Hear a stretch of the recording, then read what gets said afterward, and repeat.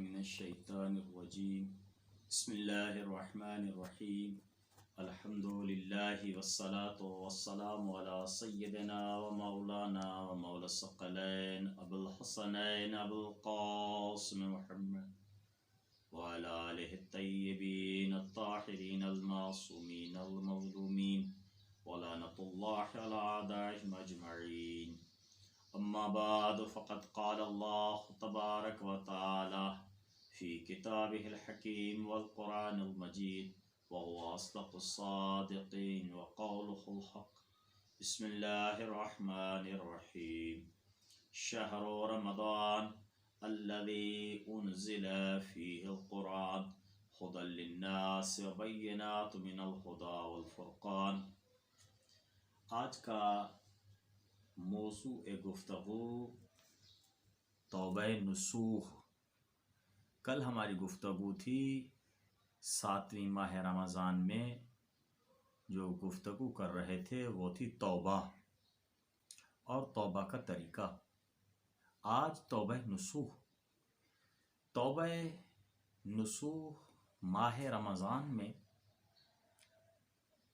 اگر انسان ایک مرتبہ توبہ نصوح کر لے تو پھر یہ سمجھ لے کہ اپنے پروردگار الہی کی طرف اس نے رجوع کیا ہے. توبہ کرنے سے انسان کی توبہ وہ توبہ نہیں ہوتی جب تک توبہ نصوح نہ کرے اور اپنی شرائط کے ساتھ اس مقام پر نہ پہنچے. اس لیے آج بیان کریں گے کہ توبہ نصوح کسے کہتے ہیں، توبہ نصوح کی اہمیت کیا ہے اور توبہ نصوح کا طریقہ کیا ہے، انشاءاللہ بیان کریں گے. ملا نراکی کتاب خزائن میں لکھتا ہے کہ شیطان لعین جناب حضرت یحییٰ کے پاس آئے اور کہا کہ کسی مدد کی ضرورت ہے، اگر کسی مدد کی ضرورت ہو تو میں آپ کے لیے تیار ہوں، میں آپ کو نصیحت کے لیے کرنے کے لیے تیار ہوں. تو اس مقام پر حضرت یحییٰ علیہ السلام نے فرمایا، اے شیطان، اے ابلیس، مجھے اور کسی مدد کی ضرورت نہیں ہے، لیکن اگر تیرے پاس حضرت آدم سے لے کر اس وقت تک کسی قسم کی کوئی نالج ہے تو مجھے بتائیں. اس وقت ابلیس نے جناب حضرت یحییٰ علیہ السلام سے کہا، اے اللہ کے نبی، اے معزز نبی، اے مکرم نبی، بندوں کے 3 قسم ہیں. پروردگار الہی کے جو بندے ہیں ان میں سے کچھ ایسے بندے ہیں جو پروردگار الہی کے بالکل گناہ سے ایک طرف ہیں اور پروردگار الہی کی ہر وقت اطاعت میں رہتے ہیں، جیسے آپ اللہ کے معزز اور مکرم نبی ہیں. اس قسم کے بندے کبھی بھی ہمارے اس مقام میں وسواس میں نہیں آتے، ہمارے دائرے میں نہیں آتے، ہمارے وسواس میں نہیں آتے، ہمارے اشارے پہ نہیں آتے.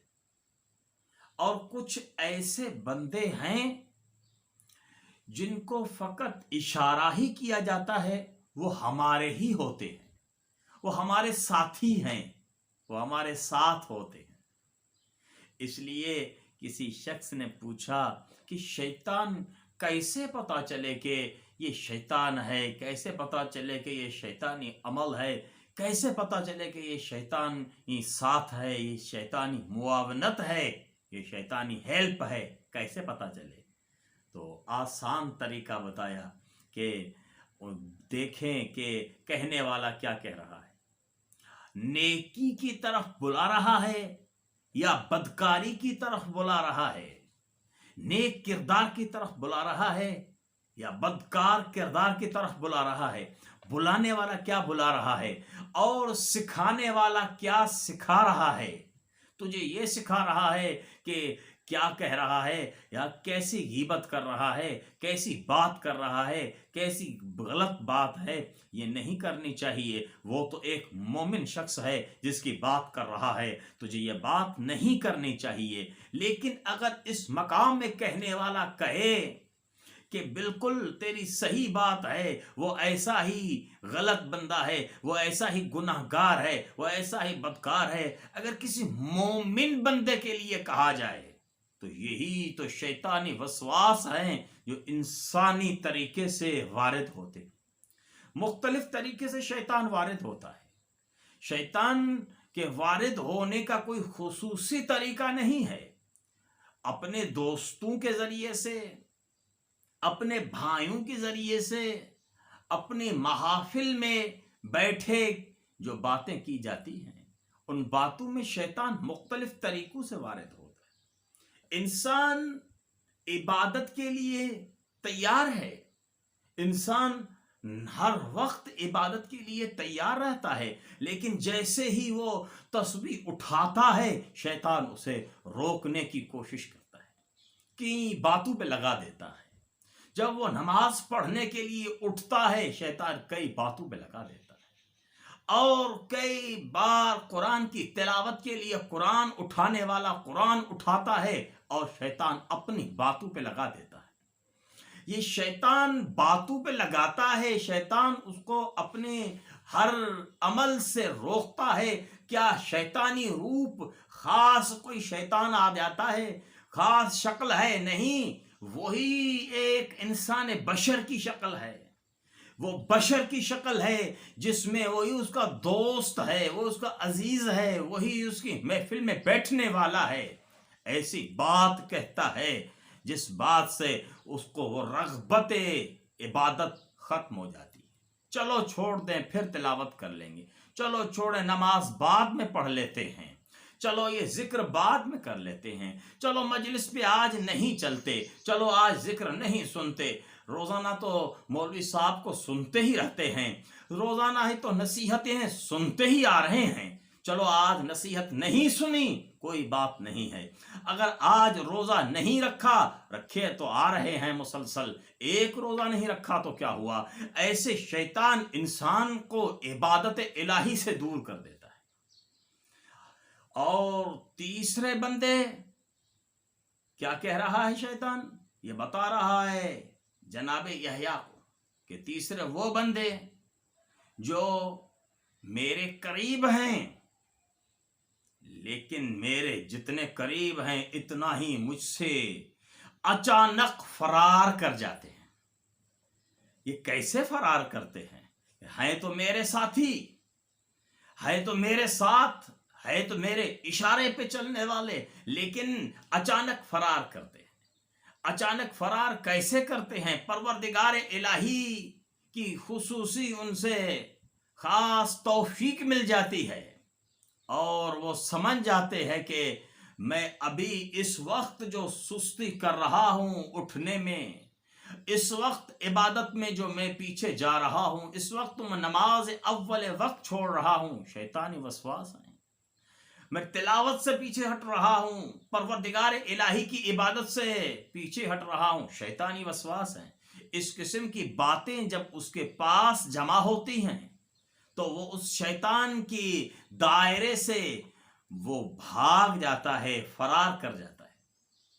شیطان کوشش کرتا ہے کہ جب بھاگنے والا بھاگ رہا ہے تو اس کو مختلف انداز سے روکتا ہے۔ کہیں اس کو روکنے کے وقت پیسے کی لالچ پہ روکتا ہے۔ کہاں جا رہے ہو؟ ارے کہاں بھاگ رہے ہو؟ جہاں جا رہے ہو وہاں کچھ بھی نہیں ہے، اس طرف جاؤ، پیسہ ہی پیسہ ہے۔ جب پیسہ معیار نہیں بنتا اس انسان کے سامنے، جب وہ کہتا ہے ارے دنیا میں پیسہ کیا کرنا ہے، مجھے تو آخرت کی ضرورت ہے، اس وقت پھر اس سے بڑھ کر آگے چلتا ہے، پھر دیکھتا ہے کہ کیسے اس کو میں پیسے سے یہ نہیں رک رہا، پھر اسے مقام دکھاتا ہے، ڈگری دکھاتا ہے، پھر وہ ڈگری دیکھتا ہے کہ کتنی بڑی ڈگری ہے، اس طرف افسر بن جائیں گے، اس طرف کچھ بھی نہیں بنیں گے، اس طرف افسر بنیں گے، اس طرف اگر جائیں گے تو ایک مدرسہ ہے، مدرسے میں بیٹھنا ہے، وہاں نمازیں پڑھنی ہے، وہاں کیا کرنا ہے، وہاں کون سی زندگی بنے گی؟ جب وہ ایک طالب علم بنتا ہے، جب ایک وہ امام زمانہ علیہ السلام کا سپاہی بننے کے لیے جا رہا ہے تو پھر اس کو ڈگریز دکھاتا ہے، ارے اس طرف جاؤ افسر بنو گے، اس طرف جاؤ عہدہ ملے گا، اس طرف جاؤ کرسی ملے گی، اس طرف جاؤ حکومت ملے گی، اس طرف جاؤ مملکت ملے گی۔ جب یہ بات اس کی ذہن میں آتی ہے تو کبھی کبھی وہ شیطان کی گرفت میں آ جاتا ہے، کبھی شیطان سے فرار کر جاتا ہے، لیکن شیطان کہہ رہا ہے کہ مجھ سے ایسے لوگ میرے ساتھ چلتے چلتے فرار کر جاتے ہیں۔ پھر کہہ رہا ہے اس مقام پہ اگر ڈگری دکھائی ہم نے، ڈگری میں نہیں رکے تو پھر ہم اس بشر کو شہوت کے ذریعے سے روکتے ہیں۔ پھر دنیاوی شہوات جنسی اور غیر جنسی دونوں ہیں۔ غیر جنسی میں یہ دنیا، یہ سکون، یہ انسان کے لیے یہ پوری زندگی، یہ سب شہوات میں شامل ہے۔ تو پھر اسے اس قسم کی وہ لذات دنیوی دکھاتا ہے کہ اس طرف جانے سے کوئی لذت نہیں ملے گی، اس طرف جاؤ گے تو لذت ملے گی، اس طرف جاؤ گے سکون نہیں ہے، اس طرف جاؤ گے سکون ملے گا، اس طرف جاؤ گے ایسا اچھا گھر نہیں ملے گا، اس طرف جاؤ گے بہت اچھا گھر ملے گا، اس طرف جاؤ گے وہ بلند مقام نہیں ملے گا، اس طرف جاؤ گے وہ بلند مقام ملے گا۔ اس طریقے سے شیطان اپنی گرفت پہ لیتا ہے۔ کبھی دیکھتا ہے کہ پیسے کے ذریعے سے گرفت میں آیا تو ٹھیک ہے، نہیں آیا تو مقام کے ذریعے سے، جب مقام کے ذریعے سے بھی نہ آیا تو پھر شہوات کے ذریعے سے۔ شیطان اپنی بڑی کوشش کرتا ہے کہ انسان کو اپنی گرفت پہ لے لیکن پروردگار الہی سے جو مغفرت طلب کرتا ہے، پروردگار الہی اسے معاف کرتا ہے۔ اصول کافی میں امام جعفر صادق علیہ السلام فرماتے ہیں، جس انسان نے توبہ نصوح کر لی، جس انسان نے توبہ نصوح کر لی، پروردگار الہی اس کے گناہوں کو چھپا دیتا ہے۔ گناہ چھپ جاتے ہیں۔ کسی صحابی نے سرکار سے پوچھا، سرکار یہ گناہ چھپتے کیسے ہیں؟ گناہ جو پروردگار الہی کے پاس ہم نے کیے ہیں، جو درج ہیں، وہ کیسے چھپتے؟ مولا نے فرمایا کہ اے میرے صحابی، گناہ جس رجسٹر پہ درج ہیں اس سے پروردگار الہی مٹا دیتا ہے، ان فرشتوں کو حکم دیتا ہے، وہ فرشتے مٹا دیتے ہیں۔ اور جس اعضاء اور جوارح سے گناہ ہوا ہے ان سے حکم ہوتا ہے کہ اس بندے کے گناہ کو چھپا دو۔ نمبر 3، اس مقام، اس زمین، اس مقام پر جس جگہ پر اس نے گناہ کیا تھا، اس مقام کو حکم ملتا ہے کہ اس بندے کے گناہ کو چھپا دو، تو پھر وہ زمین چھپا دیتی ہے۔ کتنا عظیم و فضل و کرم ہے ہمارے رب کا، پروردگار الہی کا کتنا عظیم فضل و کرم ہے کہ ہمارے گناہوں کو کس طریقے سے چھپا دیتا ہے۔ لیکن آئے ہم اس کی بارگاہ میں توبہ نصوح کریں۔ توبہ نصوح کرنے سے ہی ہوتا ہے۔ توبہ نصوح کے شرائط ہیں۔ سب سے پہلے 6 شرائط ہیں توبہ نصوح کے۔ سب سے پہلی شرط یہ ہے کہ اپنے اعمال پہ پشیمان ہو کہ یہ جو میں نے عمل کیا ہے یہ کیسا عمل تھا، اپنے رب سے کتنا دور ہوں۔ پھر یقینی نمبر 2، یقینی ارادہ کر لے کہ جو میں نے گناہ کیا ہے آئندہ پھر میں کبھی گناہ نہیں کروں گا، یعنی ارادہ یقینی کر لے کہ میں اپنے رب کا کبھی بھی گناہ نہیں کروں گا، اور کبھی بھی پروردگار الہی کے حکم کی مخالفت نہیں کروں گا۔ اور پھر نمبر 3 میں پروردگار الہی کی احکام کی اپنی ذمہ داری اٹھا لے کہ پروردگار الہی کا جو حکم ہے، جو حساب ہے، اس حکم پہ مجھے چلنا ہے۔ نمبر 4 پھر واجبات کو انجام دینے کے لیے یقینی ارادہ کر لے کہ تمام واجبات کو انجام دوں گا۔